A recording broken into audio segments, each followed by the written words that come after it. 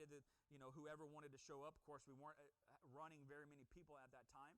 And I was nervous that we would not have enough food for anybody who showed up. What I did not expect is you guys out here like to eat and like to cook. And we had more food than we knew what to do with. That foyer wasn't quite remodeled the way it was right now, but it was open.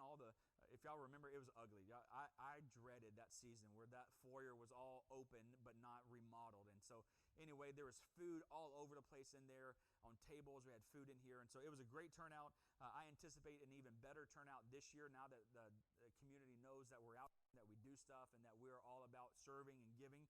So Karen's going to also put out a sign-up sheet for that. Would hope that you sign up for some. She's already given me my assignment of turkey and ham.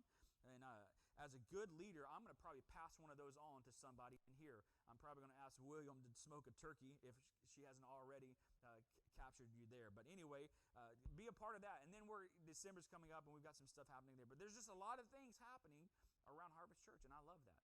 I love the seasons where we are busy. My wife does not love that season, but I love the season where we get busy. There's lots of stuff happening here.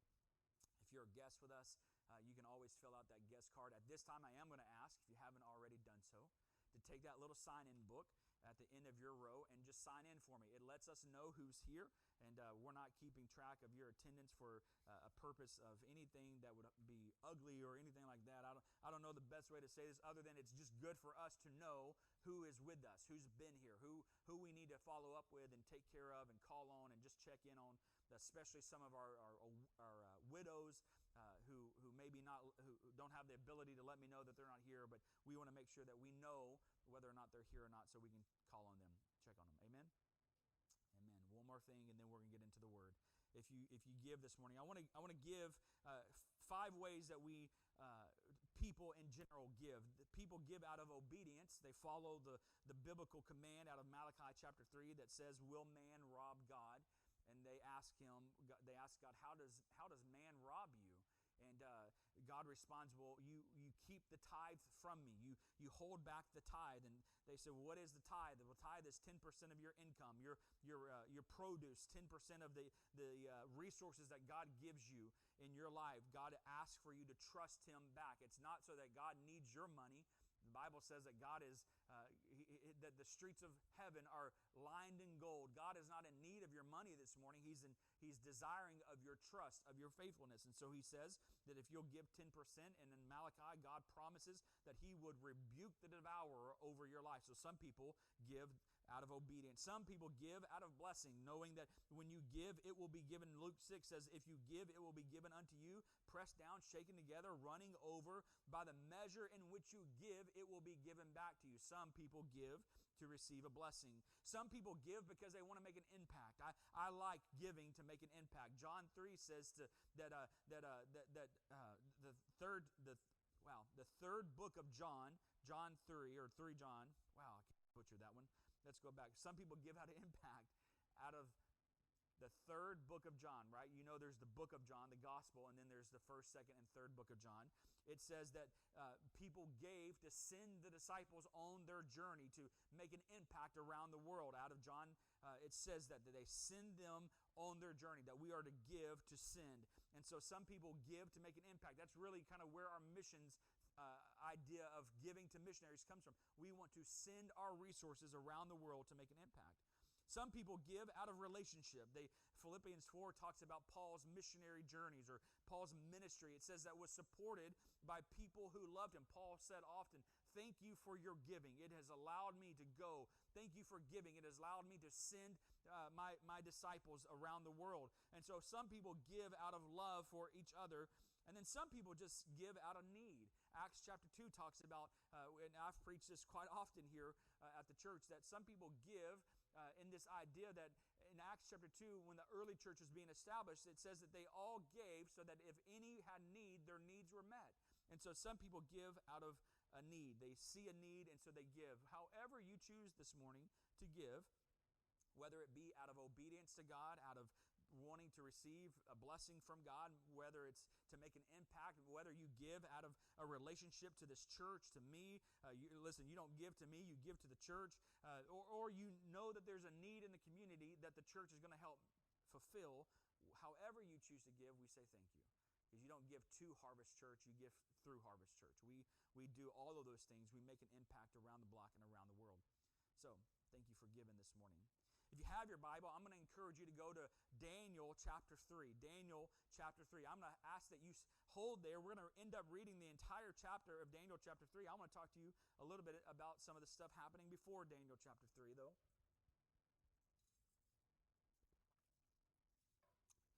I will tell you, I'm working, and apparently I'm a slow worker on getting my messages a little shorter. And so I'm going to try to cut some of the fluff and get right into it. In Daniel chapter 3, you're going to hold there. I've entitled my message this morning. I don't normally give a lot of titles to my messages, more so because I want to be a preacher and a pastor who doesn't just preach one-off sermons. There's nothing wrong with that. I like to listen to what I would call one-off sermons that are just more so for this moment right here and not really attached to anything else. As a pastor, I think of pastoring a lot like I think of my teaching career. I don't get to go into my classroom and go, what am I going to teach today? There is a linear objective that we are trying to achieve in my classroom with geometry. There's a whole textbook of information that I've got to get my students to learn. And I start at a certain point of the basics of geometry, and we work towards the more complex. Well, as a pastor, I feel like there is some of that I have to also consider, that we have people who come in who are brand new to faith or brand new to church even, and I got to make sure that we are leading them not just on a here's a random message for today, though I do believe God speaks in the moment. He speaks for today. I know this, that if the Lord doesn't return this week, that next Sunday, you're going to gather. Of course, we have a guest speaker this next Sunday, and in fact, after that, Nathan's going to speak. But then I'm going to come back, and when I preach, I try to think not on the one moment, but what has God been saying? What is God saying to us as a church? And so I think linear in that sense. So I don't normally title my messages all the time, but today I really felt like the Lord gave me a title for this message that is entitled, Even If He Doesn't Get in the Fire. Even if He doesn't get in the fire. I'm going to pray. We're going to get right into this. Father God, I'm asking you to do two things. Make your word come alive, make it come alive in a short matter of time. Father, we thank you for what you've done at Harvest Church. We thank you for the lives that are represented here. God, I ask that your blessings be upon them and that you'd use my lips today to glorify you and your word. In Christ's name we pray. Amen. If there was ever a time that we needed to have faith, it's today. I don't know. Anybody seen the news or your phone has buzzed about what's going on in the world today? I want to address Israel for a second. We are living, if you don't recognize this, you need to. Morgan asked me last night, do you think we will see the return of Jesus in our lifetime? And up until about a couple weeks ago, I would have told you I don't know. All of history has thought that Jesus would have returned in their generation or in their time frame, and yet he hadn't. In fact, in 1988, there was a book written, 88 Reasons Why Jesus is Returning in 1988. Well, he didn't, and so that same author wrote a book in 1989 that says 89 Reasons Why He's Coming Back in 89. Well, he didn't then. And so there have been, all throughout history, even the Bible records people who believed that Jesus was going to return in their lifetime, and he hasn't. And if I'm being really honest with you, there are several things I would still like to do in my lifetime before Jesus comes back, because who knows what heaven truly is going to be like. We have some concepts of heaven. We have some ideas. We have some very specific things from the Bible. But if you were to ask me, what are we going to do in heaven? Well, I can tell you several things from the Bible that says we're going to do. What are we going to do when we return to earth? Well, I can tell you a couple things from the Bible. But I don't know. Eternity is a long time to know what we're going to do. Amen? So I can't tell you all those answers, but I know that there's going to come a moment where the trumpet sounds and Jesus returns, and what we know of as today is no longer going to be. That time will stop and eternity will begin. And I would have told you that up until recently, I don't know that we'll see Jesus' return in my lifetime. But with everything that's happening in Israel, I can still tell you I don't know. But I do know this, that we are closer to it today than we've ever been before. That we are closer to the return of Christ today than we've ever been. We are living in the biblical fulfillment of prophetic times. The Bible talks about for the nation of Israel that a group from the south would attack Israel, and at the same time, a group from the north would come in and attack as well. And if you've been following the news, you know that obviously has come from the south to attack in that Gaza Strip area. And if you haven't been following, Hamas is now trying to convince Hezbollah, the other terrorist group that's sitting at the north of Israel, to join with them and attack from the north. That's biblical fulfillment. That the moment that Hezbollah and Hamas join together and begin to attack both, or attack Israel both together, that I'm telling you, you are walking and living in biblical prophetic fulfillment. It says that there, the Bible in Revelations chapter 19, I believe it is, talks about a 1,000,000-man army, an army of over 1,000,000 people. Well, if you have been following, you got to know that China is now talking about having a 1,000,000-man army. Russia is accumulating men and people to serve in their armies to come and attack God's people. I'm telling you guys, we are watching biblical prophetic fulfillment happening on our TV screens right now. We're in it today. And if there was ever a time to know for sure where your salvation lies, it is today. And I would tell you to not leave this morning not knowing where your faith lies. Because if there was ever a day to have it, it is today. You're holding at Daniel chapter 3. I'm going to talk to you about Daniel chapter 1. Nebuchadnezzar in Babylon, a country in northern Africa, Nebuchadnezzar has told his chief of his army to gather young men who would be of great stature, who were special, who were educated, who they could bring and help kind of, as Babylonians have captured other slaves and other individuals. Nebuchadnezzar says, go gather me some special young men who can kind of be our mediator, be the middleman between our country and these Chaldeans, or these people who we've gathered and enslaved.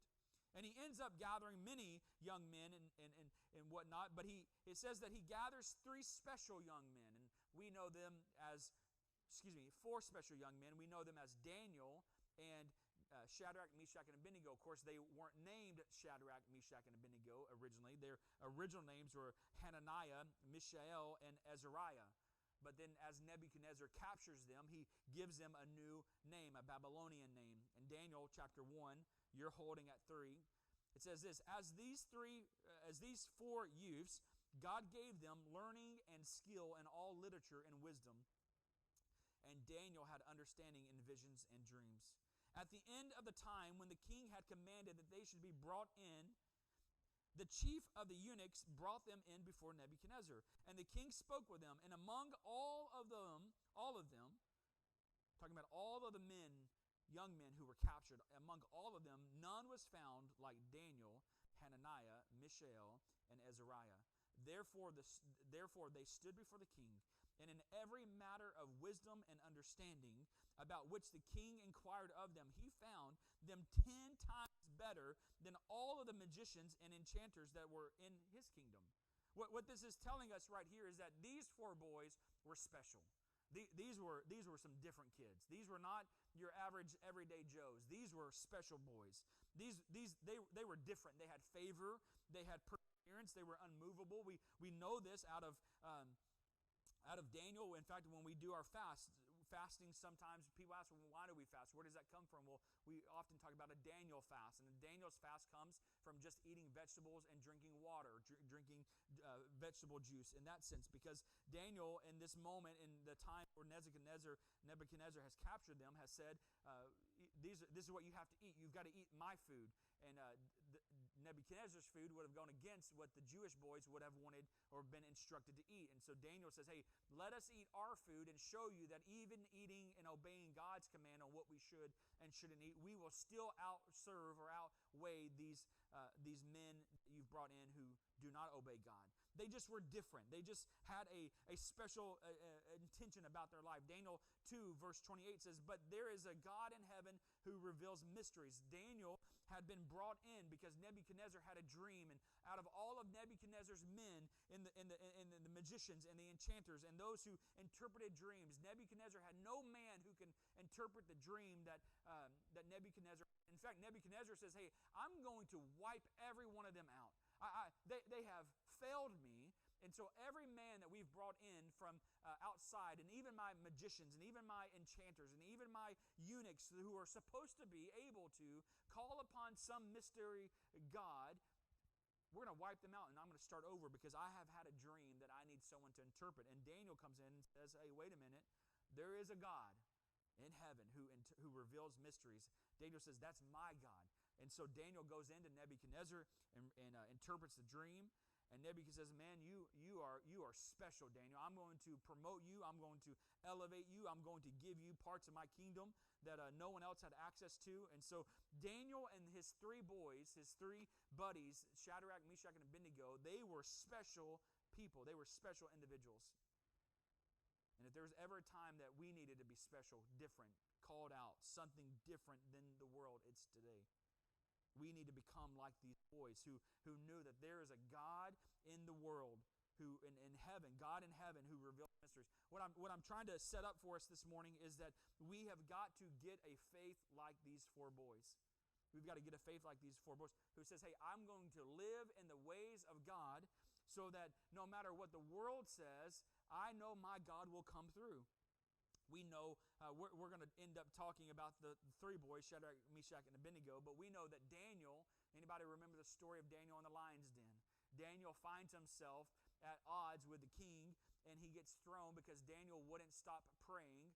Daniel gets thrown into the lion's den. And we talk about this. You've probably heard me say it. You've probably heard other pastors say it, that it's easy to read the Bible and to think how easy it must have been for them, because we know the end of the story. We know the other side of it. But when Daniel gets thrown in the lion's den, he didn't know if God was going to show up or not. God had never shut the mouth of a lion before when Daniel got thrown in that lion's den. And so Daniel, you know he has to be going, oh God, you've got to come through. Every moment, every breath that he hears those lions breathing, you know Daniel's faith is being tested. We need to be like Daniel and these three boys. I'm going to pause for a second and say that this week Nathan and I came up to the church, and we were putting together the drum cage because I had promised him that we would get this set up, and so we finally got it set up. And we were talking. I was telling him about the week and how things have progressed, and the Assemblies of God News had contacted me this week and wanted to do an article on the whole tree situation, and so that just had been on my mind. And we were talking about the whole tree situation, the insurance, which thank God we signed papers for insurance this week. And we're good. We're good. You know, I will say if you work with kids, you got to do a background check. We got to have that on lockdown, but we're going to be okay there. But so Nathan and I were talking, and I told him, I said, you know, Nathan, I was just, you know, who would have thought God would have sent, or the enemy would have sent a tree, and God would have turned around and provided for us. And Nathan said something in our conversation that really kind of struck me. I hadn't considered this, and as we were talking, I kept looking at this whole situation as the enemy allowed a tree to fall on our ACs and part of the roof there, and God turned it around. And the way Nathan asked this question or stated this phrase, it made me rethink this whole thing. That what if it wasn't the enemy? What if it was God? What if God was the one who sent the tree to fall on our building, not the enemy? It's real easy. It's real easy to think when bad things happen to us, well, the devil must be fighting us. The devil, he's just working against us. And I do believe that the devil is working against us. Don't get me wrong. I believe in a literal Satan who is working against us. Scripture talks about his plans and his spears of destruction, that he comes to steal, kill, and destroy. I believe that Satan is against us this morning. But I also know this, that as a child of God, no one has access to me except through God himself. I think about what the situation with Job, and how the enemy went to God and said, God, you've protected Job. You can't destroy Job because you're protecting him. And so God gives the enemy access to Job. And Nathan said, what if in heaven, over these last couple of weeks, that Harvest Church's name was being presented before God? What if the enemy had come to God and said, hey, you're doing something at Harvest Church, and the only reason they're having success is because you've put your hand on them. And so this conversation is happening in heaven about, well, what should we do with Harvest Church? can I have access to Harvest Church? And so the way he said it just changed my perspective of what if God was the one who allowed the tree to come down and so that he could show himself mighty and powerful and gracious. Amen? And so when I think about what I'm going to talk about this morning, I think, man, what you're going through, God may be the one who's allowing it. It may not actually be the enemy. The enemy may not actually be attacking you, but God may be wanting to do something in your faith this morning that he's allowed some stuff to come in that you think, well, man, why am I facing this? Why am I going through this? Why does it seem like I can't move ahead? Why am I in the fire? Well, let's talk about this. In Daniel chapter 3, we find that the three boys had faith. You know the story most likely. We know that that in Daniel chapter 3, the three boys, Shadrach, Meshach, and Abednego, they're going to get put in the fire.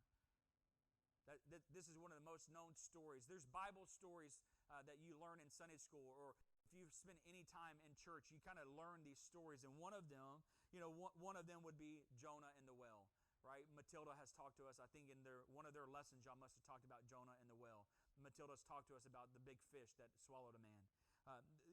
You learn about Adam and Eve in the garden and how God walked with Adam and Eve on a daily basis and ate of the fruit and got kicked out of the garden. You learn about Jesus calling Peter to walk on water. There are some Bible stories that stick out to us, and this is one of them that sticks out to us. The three boys getting put in the fire. And this is what I want you to know on the front end. If you heard anything today, I want you to hear this, that just because you go through a fire in life, it doesn't mean that you don't have faith.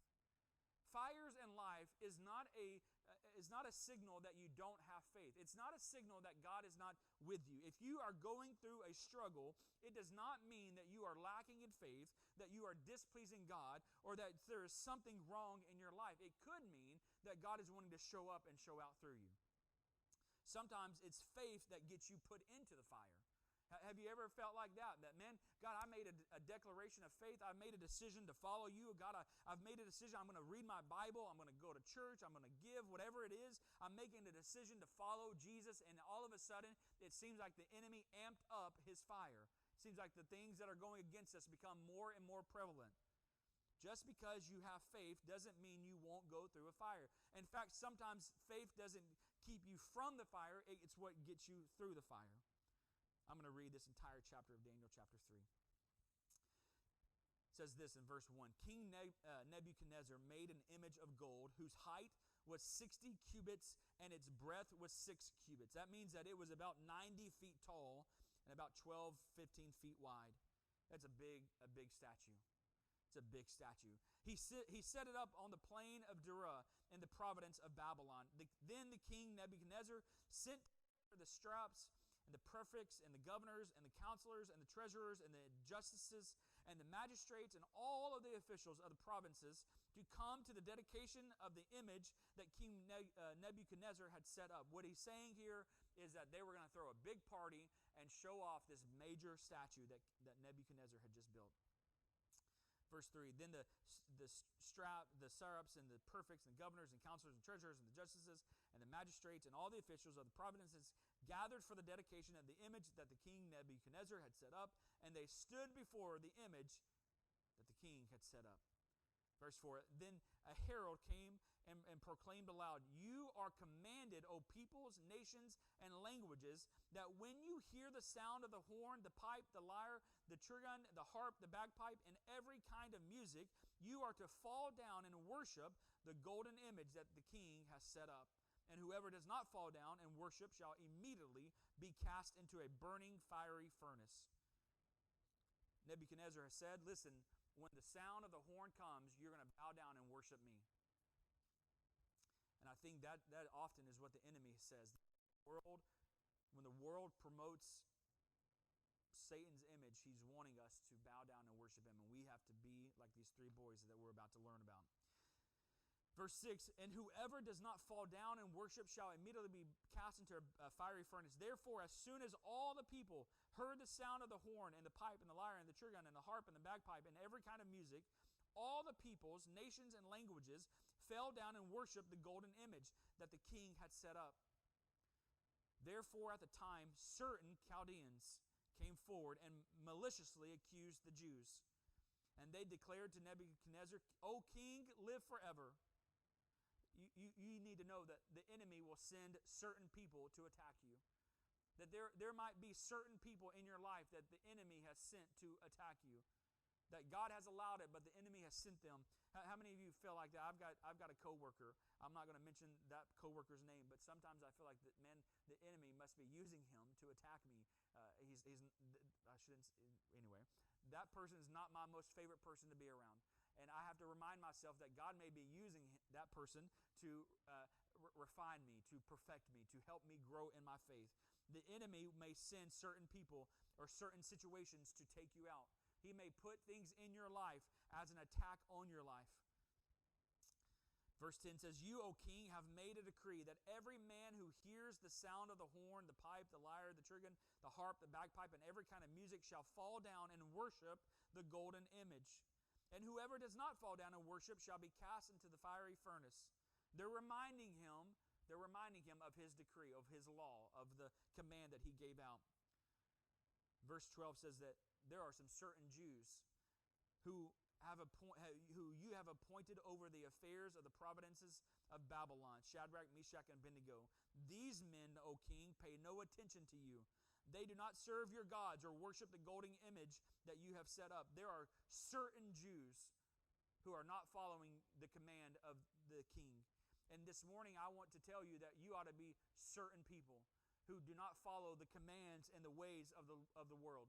We ought to be those certain people who are undeterred by what the world is doing and established in God's word and God's truth, that no matter what the world presents before us, no matter who presents it before us, no king, no government, no leader, no boss, no friend, no matter who says this is how it should, not Hollywood, not musicians, not popular TV shows, not popular news stations, that we are certain in who we are and whom we believe, that we do not bow down to ungodly idols.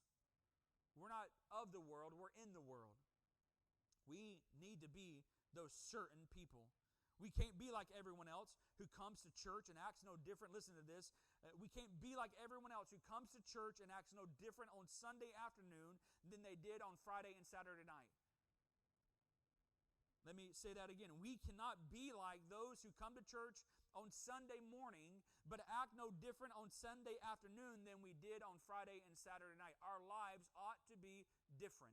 If you're a follower of Jesus, your life ought to be different. And I'm not telling you you've got to be perfect, but listen, you can't keep coming to church every Sunday and keep going to the bars every Friday night. You can't keep coming to church on Sunday and lifting your hands and asking God to do miracles and to bless your life and saying you're going to commit to God, and yet every Saturday night we find you in the bar or on the computer looking at things you shouldn't look at, or abusing your spouse, or being ugly to your coworkers, or come on somebody, you know what I'm talking about. Your life ought to be different this morning. If you're a follower of Jesus, you ought not to bow down to worldly idols. I didn't expect much praise there, so we'll keep going. Verse 14, Nebuchadnezzar answered them, to these men who came and accused the Jews, Shadrach, Meshach, and Abednego. He brings them in to his courts and says, Is it true, Shadrach, Meshach, and Abednego, that you don't serve my God or worship the golden image that I have set up for myself? Now, if you are ready, I love what he does. He asks them, Is it true that you're not bowing down at my decree? Is it true that you're not following my commands? Or is it true that you have not given away your life to my golden image? He doesn't even give them a chance to respond yet. He goes, so listen, guys, this is what we're going to do. Now, if you are ready, when you hear the sound of the horn, the pipe, the lyre, the trigon, and the harp, the bagpipe, and every kind of music, to fall down and worship the image that I have made, well and good. But I'm going to remind you that if you don't worship, you shall immediately be cast into a burning, fiery furnace. And who is this God who will deliver you out of my hands? What Nebuchadnezzar is saying is that I'm going to give you another chance to worship my God. I'm going to give you another chance to worship my image. And just so you know, if you don't, there's a fiery furnace that is awaiting for you. And he mocks them. He goes, who is your God? Who's your God that's going to save you out of the furnace? And can I tell you, that is exactly what the enemy wants to say to you today. He may give you 1 round or 2 rounds. I'm not a big I don't watch boxing. I don't watch a whole lot of sports, to be honest with you. But I know in boxing they go round and round until they finally get knocked out, is what I think it goes. And the enemy may not knock you out the first round. He may present something in front of you. You may be able to turn the screen off the first time, or you may be able to pass up the alcoholic drink the first time. You may be able to not smoke the weed the first time. But that second time, he's going to give you another chance. You go, hey, we get it. We know you're a Christian, and we know you don't do this. But come on, man, come on to the party. Come to the house. We'll get into it. We'll do this. He may not tempt you enough the first time to push you over the edge, but that second time, or that third time, or that fourth time, he may work on you. He may grind on you. You may be able to be strong enough the first time to resist the enemy or the temptation to be ugly to your spouse, or to be cheat on your time, to steal something. But it's that second time he's saying, come on, no one's going to know.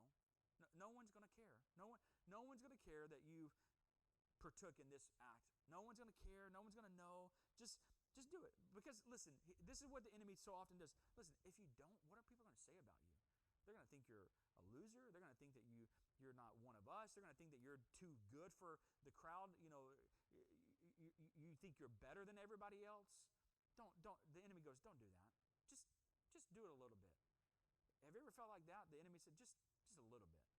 Well, I'm just gonna drink a little bit, and then you turn out and you don't remember what you did on a Friday night. I'm just gonna partake a little bit in this sin. I'm just gonna do.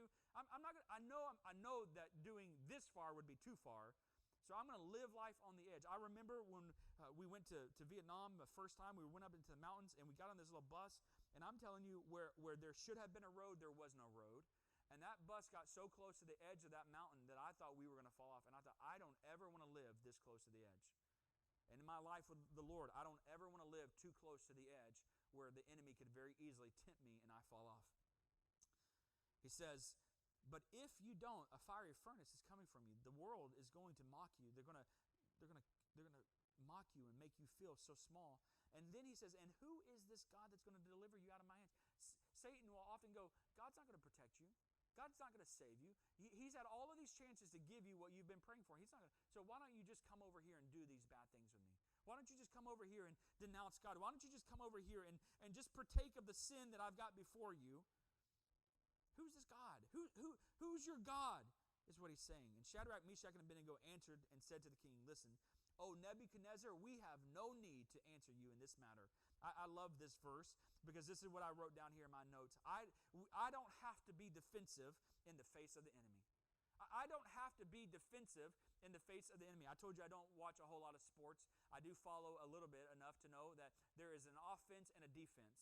And the defense is when you are trying to get the ball back, right? It doesn't always make sense to me the way they phrase that, but in football at least, when you're on the defense, you are trying to stop the ball from movement or trying to take the ball back. It's from the offense that the ball is in your hands.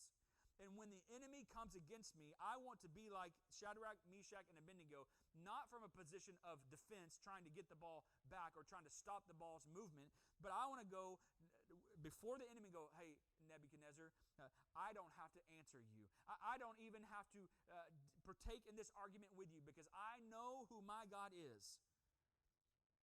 I can stand firm in a place of offense. The ball is in my hands. This is what they say. If this be so, Nebuchadnezzar, what they're saying is, if everything you just said is true, that if we don't bow down, you're going to put us in a fiery furnace.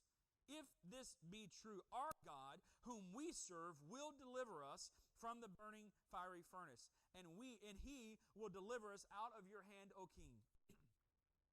That's pretty bold for some 3 young boys talking to the king.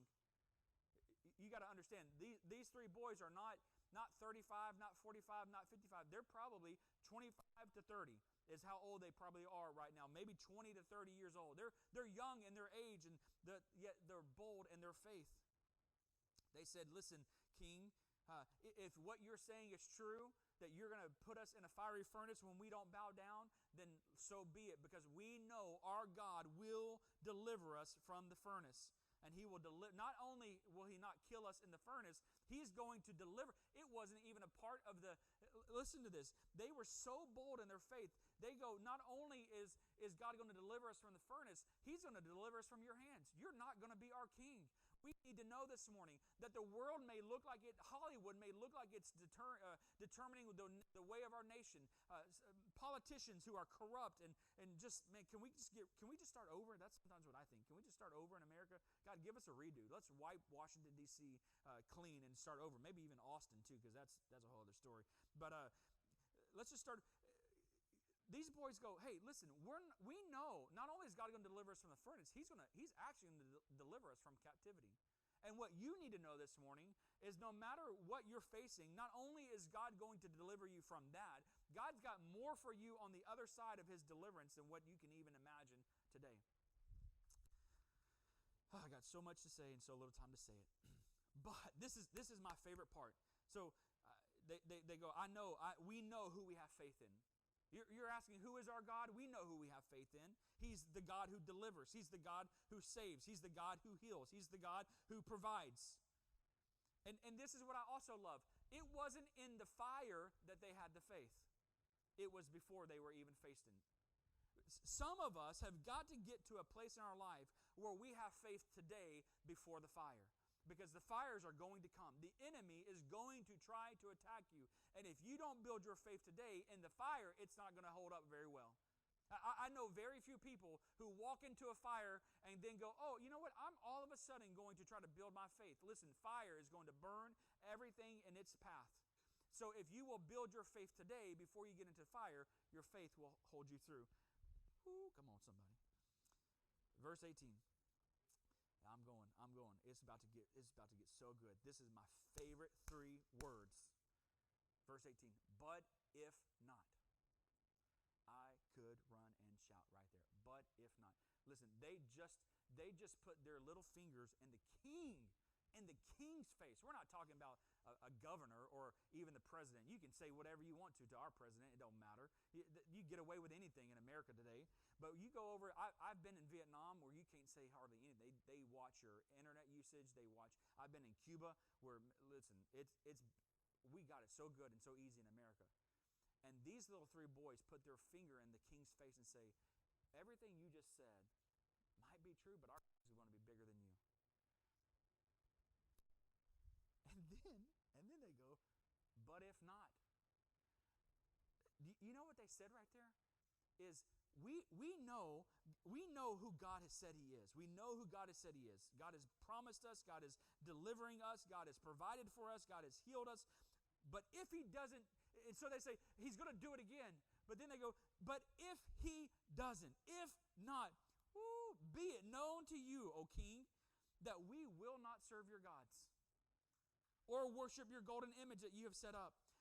These 3 little boys go, hey, king, you can say all that you want to say. You can do all that you want to do. You can put us in the fire. It doesn't matter whether God shows up or not. We are not going to serve your king. And some of us have got to get to a place in our faith where we go, you know what? If God doesn't heal me, I'm still going to believe. If God doesn't promote me, I'm still going to have faith. If God doesn't bless me, I'm still going to give. If God doesn't come through for me, I'm still going to trust him, because there is something powerful in having faith.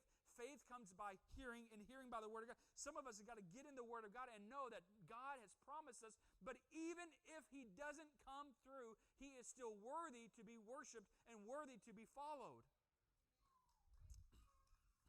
Thank you, Anderson. Amen, brother. But if not, be it known to you, O king, we will not serve your gods or worship your golden image that you have set up. The world is going to try to convince us to follow its plans. The world is going to try to convince us to go down the path of destruction. Listen, I don't care what Hollywood says. I don't care what Fox News says. I don't care what CNN says. I don't care what the president says, what the governor says. I don't care what my neighbor says. I am am choosing to follow the Lord. We have the sign in our house, and maybe some of you have have it in your house. It says, as for me and my house, we will serve the Lord. And whether the Lord ever shows up again or not, we are going to follow His statutes. Listen, this is my iPad. This is not a physical Bible, but my Bible is on the iPad. We are going to follow the Word of God. And even if the Word doesn't work, we are going to work the Word. When I stand before God, I feel this one. When I stand before God, God is going to have to go, you have been faithful. I refuse for Him to say anything other than you have been faithful. I would rather God, and listen, here's the thing, I know He's not going to do this, but I would rather God have to go, hey, I actually wasn't faithful to you, but you were faithful to me. Could you imagine having that tenacity, that perseverance of, you know what, I'm going to serve the Lord, I'm going to follow His commands, whether God's faithful to Him or not. But I can promise you this morning, He is not a man and He cannot lie. And if you will be faithful, He will be faithful back to you. Let me keep going. We're running about halfway through, and I got 10 minutes left. Then Nebuchadnezzar, filled with fury, and the expression on his face was changed against Shadrach, Meshach, and Abednego. He ordered the furnace to be heated 7 times more than what it was already heated. And he ordered some of his mighty men of his army to bind Shadrach, Meshach, and Abednego and to cast them into the burning fiery furnace. And 21 says, and these men were bound in their cloaks. That's really important. These men were bound in their cloaks, their tunics, their hats, their other garments. And they were thrown into the burning fiery furnace. Because the king's order was so urgent, and the furnace had been overheated, the flame of the fire killed those men who took up Shadrach, Meshach, and Abednego. Listen to this. When you have faith like these boys, what should have killed you on the way in can hurt you. I thought about this. What you're going through, not everyone could go through. How many of you have felt like that before? God, it seems like you've heard the saying, I wish God didn't trust me to have faith as much as He has. You know, the whole, God won't put more on you than what you can handle. That's not true. That's not biblical. God is always going to put more on you than what you can handle, because it is that makes you rely on Him. God's always going to put more on you than what you can handle. If you can handle it yourself, you have no need for God. So yes, He's going to put more on you than you can handle. What should have killed you, others couldn't even stand.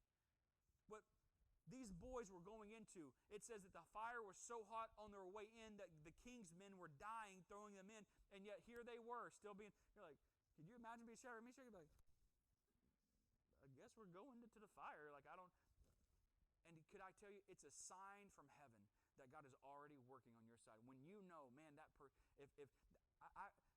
went through the same thing I did and they had a mental breakdown, I'm not going to have a mental breakdown. That person walked through the same season that I'm walking through, but my testimony is going to be different, because what should have killed you won't. I wrote this down for somebody. I don't know who this is for. Maybe someone watching online. The cancer diagnosis might have taken others out.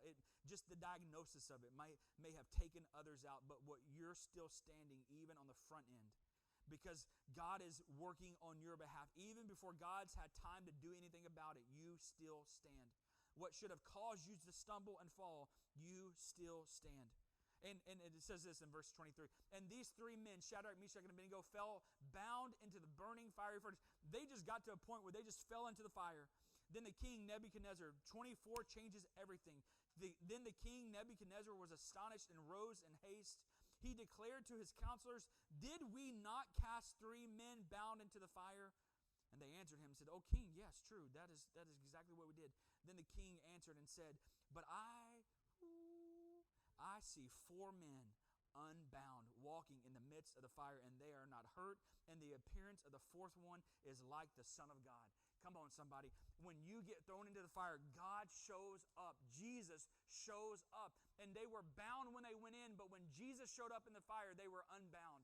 And I don't know what you're going through this morning, but it may feel like you're in the midst of the fire, bound with what the enemy is trying to take you out with. Maybe it's a sickness, maybe it's a disease, maybe it's frustration on your job, maybe it's your family. Whatever has you bound this morning, listen, there is someone coming in the fire. There's a new song out by Maverick City Music. It came out, I think, Saturday night, I don't know, Friday night, when it went, I don't know, sometime this week it came out at midnight, and I have burned that song up. Like, that song is like wasted on my computer and my phone now. And in it, it says, there's a part of it that says, ask the 3 Hebrew boys, will he be on your side? And they'll identify the fourth man in the fire. My God, I want to run and shout when I hear that part. Ask the 3 Hebrew boys, will God be by your side? And they will identify the fourth man in the fire. Can I tell you, some of you need to open your eyes. Some of you are so, oh God, I'm so frustrated. God, you didn't come through. And I'm telling you, some of you need to open your eyes and start looking for the fourth man in your fire. Because God has promised us that He will not forsake us. It says that they were bound, but God, now they're free. They went into the fire alone, but God showed up in the fire. Some of you might have felt like you're alone in the middle of your challenge, but God is going to show up for you. Don't get caught up in the fire. Don't get lost in the fire. Get caught up in faith this morning. Then, verse 26, then Nebuchadnezzar came near to the door of the burning fiery furnace, and he declared, Shadrach, Meshach, and Abednego, servants of the Most High God, come out and come here. Then Shadrach, Meshach, and Abednego came out from the fire. This is what I wrote down right here. The world is going to ask you, how did you do it? How do you see him come? How did you make it out of the fire? How did that not destroy you? How did you survive the fire? How did you get through the fire? How did the cancer diagnosis not kill you? How did the sickness not take you out? How did you losing your job not get you down and destructed? How did them talking bad about your life not beat you up? How did the enemy not take your life when you were depressed? You better have faith in the fire to know how to respond. Shadrach, Meshach, and Abednego, they refer back to Scripture. Doesn't say exactly what they said. Let me just keep reading. It says, the satraps, the prefects, the governors, the king counselors gathered together and saw that the fire had not had any power over the bodies of those men. I'm sure this is, let me read it. It says, the hair of their heads were not singed, their cloaks were not harmed, and no smell of the fire had come upon them. Nebuchadnezzar answered and said, Blessed be the God of Shadrach, Meshach, and Abednego, who has sent his angel and delivered his servants who trusted in him and set aside the king's command and yielded upon their bodies rather than serve and worship any God except their own God. Therefore, I make a decree, any people, nation, or language that speaks anything against the God of Shadrach, Meshach, and Abednego shall not be torn limb from limb, or shall be torn limb from limb, and their houses be laid in ruins. For there is no other God who is able to rescue in this way. And the king, listen to this, promoted Shadrach, Meshach, and Abednego in the province of Babylon. It doesn't say what they said, but this is what we know, that somebody had to get close enough to Shadrach, Meshach, and Abednego. Historians believe that the fire was over 1,400 degrees. If you go and study kind of that time period and this story, historians believe 1,400 degrees. I have put a pie in my oven at 500 degrees and have charred that sucker all the way through. I couldn't imagine what 1,400 would do. But the Bible says that when they gathered near to these 3 boys, somebody got close enough to go, wait a minute, we saw you in the fire, and yet your clothes are not burned. We saw you in the fire, and your hair is not singed. There's no harm on your body. We saw you in the fire, and yet when we got close enough to smell your clothes, there was no smell of smoke on your clothes. And I'm convinced of it, that Shadrach, Meshach, and Abednego, when they asked, how did you get through it? Their answer was, our God. Our God got us through. He is the fourth man in the fire, and He got us through. And for some of you, you need to know that you're going to walk out of your challenge, your circumstance, your situation, your struggle, whatever it is that you're wrestling with God with. Some of you need to know that you are going to walk out without a hair singed, without your clothes being damaged, and without smoke on your body. God is going to come through for you. God's going to come through for you. We need to have faith like Shadrach, Meshach, and Abednego, because at the very end of it, remember, the punishment was to go in the fire. Yet these 3 boys say, not only is God going to deliver us from the fire, He's actually going to deliver us from your hands. And at the very end of the chapter, it says, and the king promoted Shadrach, Meshach, and Abednego in the province of Babylon. They were released to go and do what God had called them to do. You need to know this morning that God is not a man and He cannot lie. According to Numbers 23, you need to know that God is not a man and He cannot lie.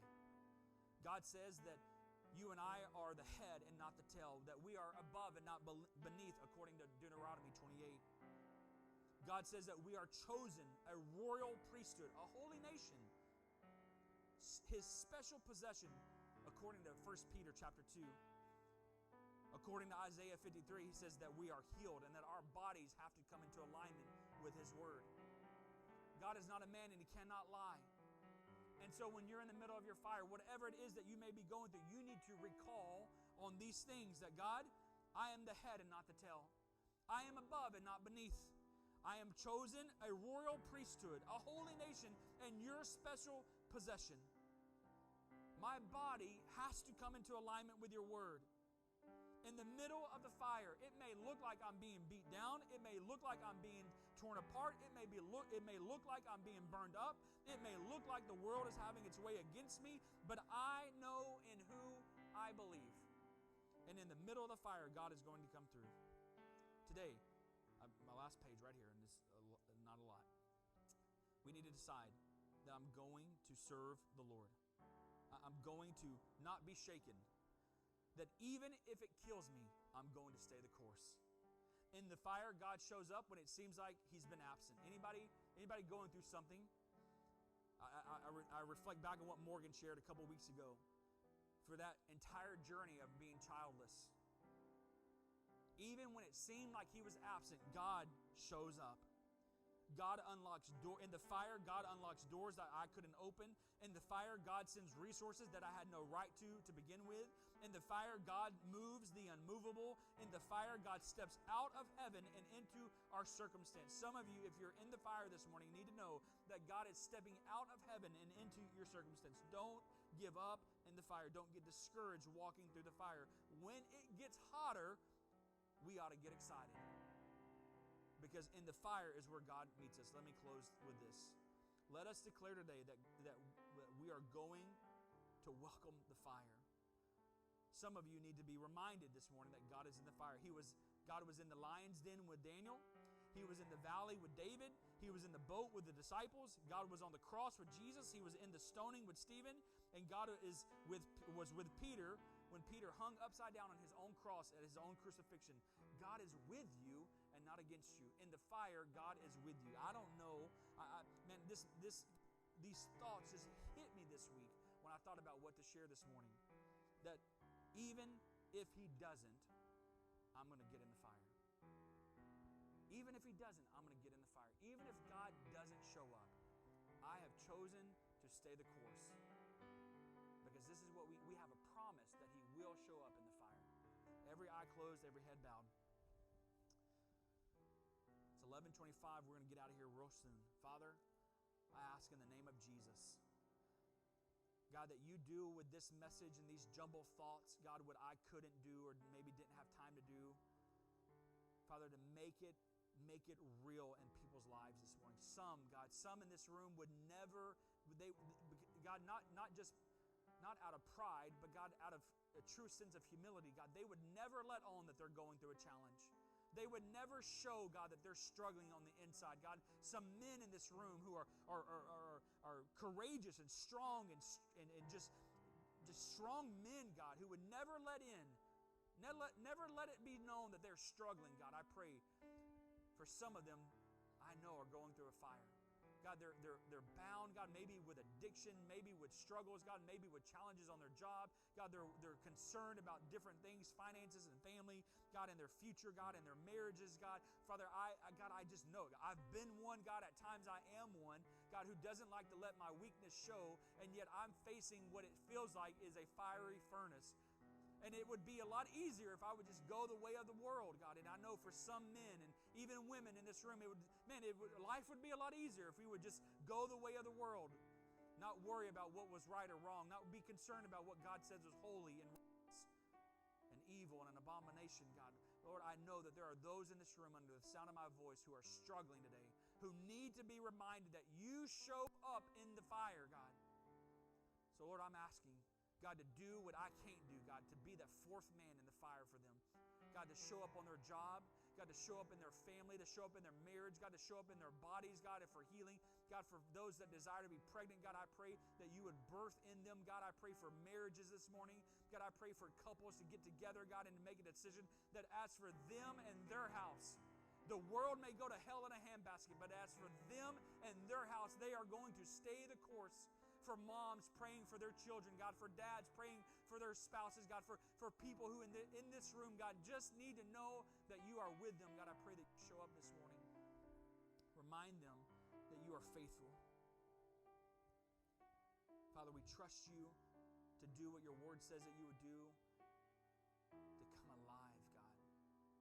And like Shadrach, Meshach, and Abednego, that we would have enough faith inside of us that we can look the enemy in the face and say, but even if he doesn't, even if God doesn't move, I'm going to stay the course because I know I can't outfaith God. I can't be more faithful than what God can be faithful. So I'm going to remain faithful until he moves. Like Job, I'm going to stay strong in my faith to the Lord because I know even if he slays me, he will redeem me. I know like Jesus went to the cross, even if he kills me, he's going to redeem me. I know like Abraham sent Isaac up to the mountaintop, that even if God takes him, he will redeem him. He will restore him. Father, in our lives, even if you don't move the way we think you ought to move, we don't get the promotion that we think we ought to get, God, our home doesn't get fixed the way we think it ought, our marriage is still strict. God, even if those things don't happen, God, I pray that you would still move on the behalf of your people this morning. We thank you for it, God. In the next few weeks, God, as we have guests come in this room on the stage to speak, I pray for Gene and for Nathan, God, that you would bless them, begin to minister to them, give them a right now word from heaven. God, for guests that are going to come into these rooms, God, to participate in activities at this church, God. God, I pray for salvations. God, this week I had someone reach out to me and say, Pastor Taylor, I want to be baptized. I know I need to be baptized. God, I pray more and more people come to faith here at Harvest Church and get baptized, make decisions to follow Jesus. God, we will be faithful to lead people into a life-changing encounter with you, because that's what you've called us to do, to make a difference around the block and around the world. And in Christ's name we pray this morning. Amen and amen and amen. Can you give God praise this morning? We love you guys. Morgan and I, we pray for you. We think about you often. Fellowship with one another. Stick around if you can. But if you give this morning, you can always give in the back. Thank you for your faithfulness there.